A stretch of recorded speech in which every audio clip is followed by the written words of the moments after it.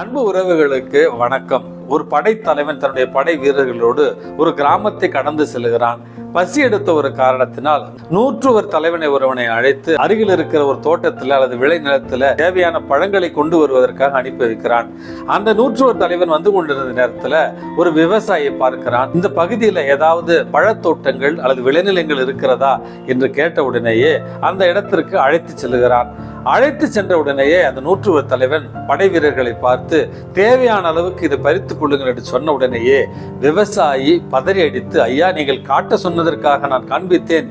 இங்கே நீங்கள் பழங்கள் பறிப்பதாக இருந்தால் இதைவிட ஒரு சிறந்த இடத்தை உங்களுக்கு காண்பிக்கிறேன் என்று வேறொரு இடத்திற்கு அழைத்து சென்று இந்த தோட்டத்தில் நீங்க எவ்வளவு வேண்டுமானாலும் பழங்களை பறித்துக் கொள்ளுங்கள் என்று சொன்னாராம்.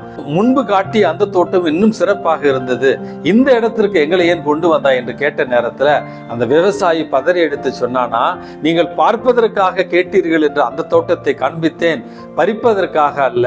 அந்த தோட்டம் வேறு ஒருவருடையது. அதில் நீங்கள் பழங்கள் பறித்தால் அந்த பழியும் பாவமும் எனக்கு வந்து சேரும்.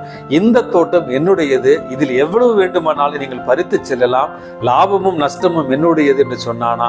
அந்த விவசாயியுடைய நேர்மையை பார்த்த அந்த நூற்றுவர் தலைவன், ஒரு சாதாரண குடிமகனுக்கு இவ்வளவு நேர்மை இருக்கிற நேரத்துல நாட்டை பாதுகாக்கிற நாம் இன்னும் நேர்மையோடு இருக்க வேண்டும் என்று அந்த விவசாயி இடத்துல பணங்களை கொடுத்து பணத்திற்காக பழங்களை வாங்கி சென்றானா.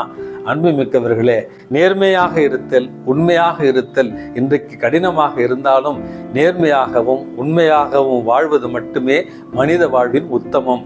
இந்த நாள் உங்களுக்கு இனிய நாளாகட்டும். வணக்கம்.